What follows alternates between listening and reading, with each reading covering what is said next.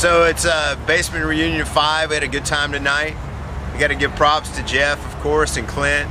And you know what? It's been a long time. I mean, the bands I was in the book here, Solinger, Red House, you know, all those bands, we played the basement. We might even play one in the future. And you know, from Blackout Tonight to Chastity to Spiders to Bangkok Shock to Low Side and then Lord Tracy. I hope I didn't leave anybody out. A great night, great cast of musicians. But I tell you what, there's a lot of DFW rock history right here in this book. And more than that, beyond the music, is the hope.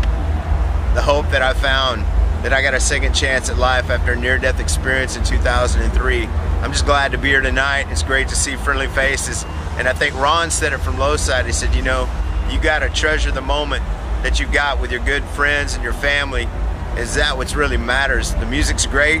But you know what, at the end of the day, all these people are just like, it's like a family. So it's been a good night. Michael, I thank you for what you do in Jam Magazine. I hope to see everybody real soon at a new Supernova Remnant show in 2013. Look for us with Stryper, hopefully this summer on tour.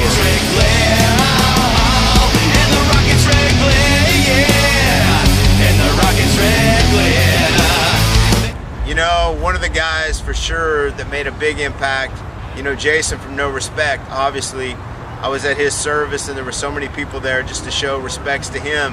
What a great musician, what a great promoter, what a great performer that he was. And then, of course, Gray Ware was with Solinger. You know, I was like 27, and Gray went on to be with the Lord. You know, he had a hard time himself. It was too much Valium and too much alcohol.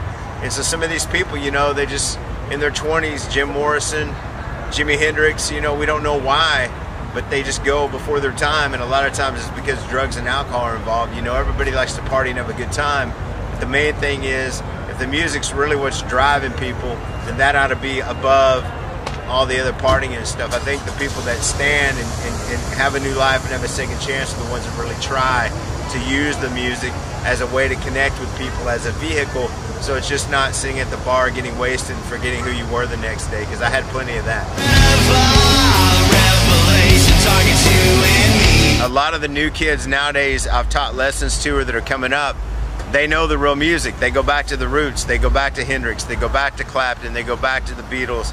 These bands that have stood the test of time, they're great bands because they're great musicians, but not only that, they really went back to the roots. And nowadays there's so much music that's digitized and is fabricated.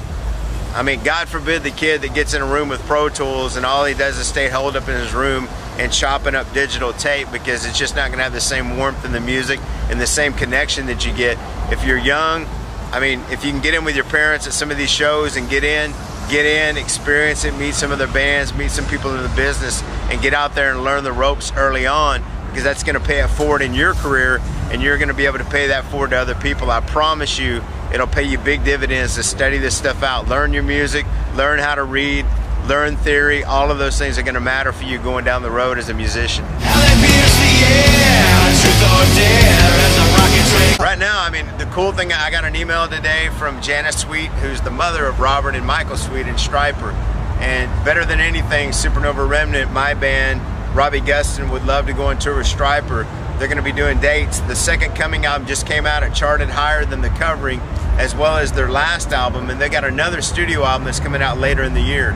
So what we're hoping for is, when they go back out on tour, B.B. King's House of Blues, that we get a chance to do some shows with Stryper in 2013. Matter of fact, here at Trees in 2011, it started with our first show with Stryper, sold out, line around the building, incredible moment, anybody was there. And then last year, House of Blues, when they came to Texas, they asked us back.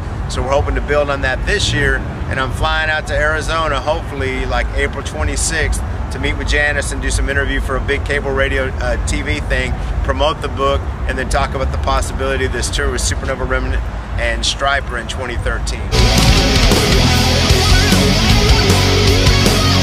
I'm very thankful for this book because it's a live story, but I just remember laying flat on my back in that hospital for 8 days and not knowing if I'd ever even play drums again, let alone be released and then have a chance to get out and be able to rock again. And so it's really awesome.